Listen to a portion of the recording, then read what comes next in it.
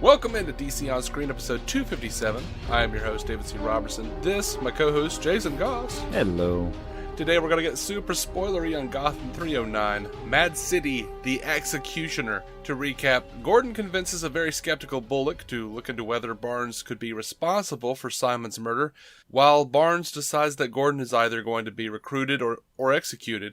He takes Gordon for a ride, has his recruitment speech shut down, then tries to kill or frame Gordon. At the last minute, Bullock and the GCPD show up to save Gordon from the end of the line. Barnes earns a straitjacket for his efforts. Penguin's sloppy hit on Isabella has consequences as Nygma quickly uncovers foul play, but Pengers can relax because Ed thinks Butch is the culprit. Ivy gets in too deep when she drugs a smarmy rich guy, steals his emerald, gets caught, then shows up at an incredulous Selena's hideaway. Turns out she stole some kind of key, and some Talon-looking hitmen are very interested in where the key, Ivy, Selena, and now obviously Bruiser hold up. Okay. So Get a little weird there toward the end, but we made it. I know. Yeah, we made it. Everyone's got a key, and they need to figure out what's going on. That's what happened. I found this episode to be a decidedly disappointing end to the Barnes story. Yeah, they had some real hype, and don't get me wrong, not Barnes' fault. Chickless did a great job in the episode. Mm-hmm. I was fascinated by several of his speeches. Writing wasn't bad either. That line early on about it starts as a whisper. I thought, good line, good speech. And the way he takes Gordon for a ride was really pretty great. I'm gonna remember that trick if I ever need to. The giving the address the opposite way. Mm-hmm. What are you planning? just gonna keep that in case. I ever get Alice blooded. Right. No, I know what to do. I've seen this episode. It's not Chickless's fault though that we're disappointed with this. I think it's just that it wrapped up really quickly, and I guess his name is the Executioner. Yeah, and by the way, the Executioner isn't anybody. Right. I mean, unless it's a Marvel comic, in which case there's a character named the Executioner, but not in DC. Not that I know of. He just turned into his own personal Punisher and got caught rather quickly. Mm-hmm. Mm-hmm. And that was kind of lame. I mean, maybe he'll be back. I don't know. I really like Captain Barnes and like Michael Chiklis, so I was kind of hoping for more. Yeah. And right now, you got to wonder who's going to take over the GCPD, because technically, doesn't Bullock have the most experience there right now? I think so, yeah. Get on in there. And by the way, it was a nice little turn. I enjoyed him recruiting Lee. Every now and then the show does something that's very real, and they won't believe me, but they will believe you, that kind of thing. Right. It makes you wonder when they clip the brake lines on a car, and you're like, no, you made so much sense last episode. What are you doing? Okay, so when Ivy picked up that scarab, did you squeal Blue Beetle? No. But I was honestly just so distracted by that guy. I'm tired of Ivy hitting people over the head with vases. Mm-hmm. I'm sure he calls it a vase, so I'm going to. I'm about tired of her smashing people over the head. I've seen it twice now, and it was twice too many. But I really wanted him to get hit over the head. Anyone with that voice deserves to have something stolen from them. Mm-hmm. Mm-hmm. What's upstairs? The bedroom. When Ivy started hanging out with Selena, mm-hmm. I was like, damn, this chick is playing a great Claire Foley Ivy. She actually was doing Claire Foley's Ivy, and it worked. She clearly had gone back and done some studying on that. I thought it was great. By the way, Ivy's, not that talented mentally, but damn, Selena's so mean to her. By the end of the episode, I almost felt bad for her. Yeah, Selena finds out her best friend is still alive, and throughout the entire episode, she's like, you had to come back. You just had to come back, you idiot. She really is. She probably calls her an idiot, a dozen times during the course of the episode? Yeah. There's some and you know what? It's harsh, but that's the way Selena is. Yeah, it's true. It's true. That's how she shows affection. I don't think she would admit that her and Bruce were a couple if they had wedding rings on. I even like the way Ivy. Oh my God! Are you guys a couple now? Oh, right. No, shut up! I actually enjoyed a lot of her little comedic interludes this episode. But probably my favorite thing was when they first meet her, when Bruce is first over there, and he goes, "You do look nice," and there's just this pause. It was simple, but I don't know why that pause got me. It was just Selena, when she looks at him, it was just like, Oh, you piece of shit. You just shut up. Really, dude? You shut up. Bruce has a lot to learn. Bruce is a very nice boy. You do look nice. Oh, buddy. You're going to learn things like, not saying that kind of crap. I did love his little gambit early on. 5,000 in cash today, or you can try and avoid these men on your own. Mm-hmm. And the bargaining itself was hilarious. Like, $1,000, you idiot. $2,000. $5,000? 10. I'm in 10. Yeah. That was fun. She is bad.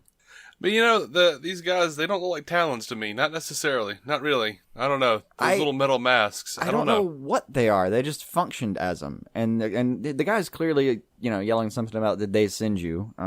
He's a rich, jackass sounding guy. He's worried about a they. It's got to be the court. And then some people come out and try to, shoot him. So I'm just saying, probably Talons? Nah. Well, they didn't have the masks. They had metal things over their mouths. Yeah, they had little Bane-ish looking thingies. Yeah. I really first time he showed up, I was like, why does Bane have a crossbow? Yeah, see, they didn't really function as Talons, because so far we've only seen one Talon, and he had a mask. He worked alone. He skulked about in shadows. He didn't show up like a bunch of government agents shooting people. Nor did he have a big metal mask. All true. I just don't know what else to do with these characters until they give me something. I don't know how else to frame them in my mind. So me either. Oh, and speaking of Talons, though, I did have this wonderful flash forward when, Selena keeps the clipping of Bruce Wayne's parents' murder, which I thought she hid well, so not her fault. But she keeps the thing, which is kind of sweet. But they're all going over to Bruce's house, right, to camp out. Mm-hmm. Didn't you just have a flash forward of Alfred fending off 3 Talons? Because how much are you looking forward to that scene now that I've said it? Oh, you always like Alfred fighting. I do, and I think I'm going to see it next week. Probably. I mean, I saw the promo. I think I'm going to see it next week. Right. I didn't get that promo. Yeah, but I'll go for it. We'll talk about it in a second. So favorite line of the episode was Harvey coming back to the entire GCPD in chaos, and he just goes, "I was gone for an hour." Yeah. Love that one. Oh, and the bro down at the end. I'm sorry I doubted you. You didn't. Not when it mattered. Man, they're just so nice. Yeah. But I think I have another. I did really love Bullock's line. That's my favorite Bullock line. But I think the Penguin line this week maybe won. He's trying to comfort Ed, and talking about Ed's dramatic feelings for, and it slips in, even if you've only known them for a week. Yep. Just fantastic. Yep. So, Ed knows that the brakes are cut. He thinks it's going to be Butch because he would never suspect it be a Penguin.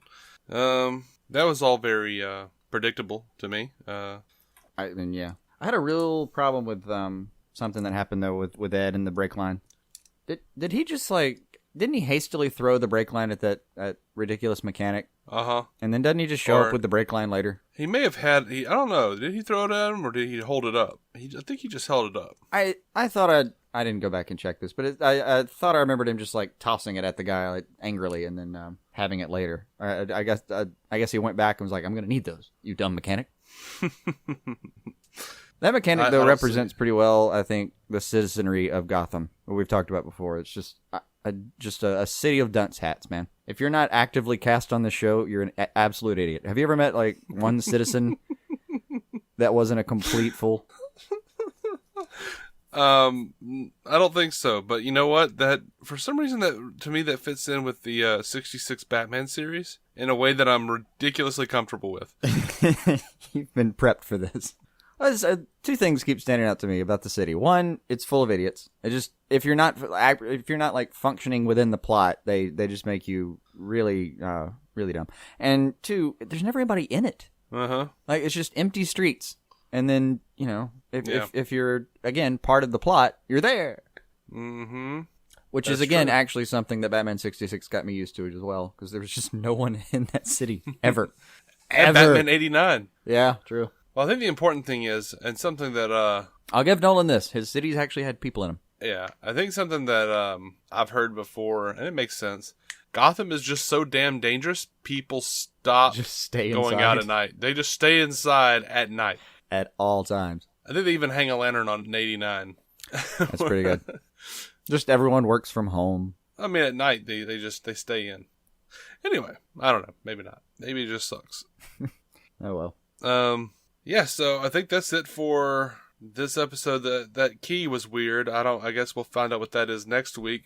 Since in the promo, it looks like the Court of Owls are coming after Bruce. Bruce is deciding to dig in. And he's talking to Falcone, and Falcone's telling him, like, you need to let this go. And Bruce is like, no, they killed my parents. And, yeah. And Barbara's also going to be looking for Tabitha and Butch, who's been kidnapped by Penguin and Ed. Ah, okay. We see Talons, and they have, we see a Talon. He has the mask, you know? The full Talon. And, yeah, and Falcone says Gotham will burn. So, I'm looking forward to next week. Looks very Alfred, Bruce, and Falcone-centric. Cool. All right, so if you have full-blown Talons, I'm just going to call these guys with the metal masks, like, claws for now. Okay. I just need something to keep up with them. All right. We are DC On Screen. You can find every episode at DCOnScreen.com. You can find us on iTunes, Stitcher, Google Play. We're proud members of the Giant Size Team Up Network, GiantSizeTeamUp.com, for all of the cool shows on the network. We are going to be coming right back and reviewing Lucifer 208, Trip to Stabby Town. Until then, keep some DC on your screen.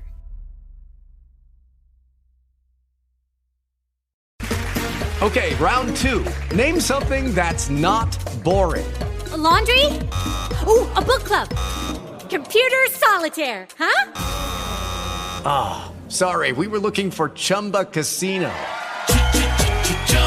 That's right, ChumbaCasino.com has over 100 casino-style games. Join today and play for free for your chance to redeem some serious prizes. ChumbaCasino.com. No purchase necessary. Void where prohibited by law. 18+ terms and conditions apply. See website for details.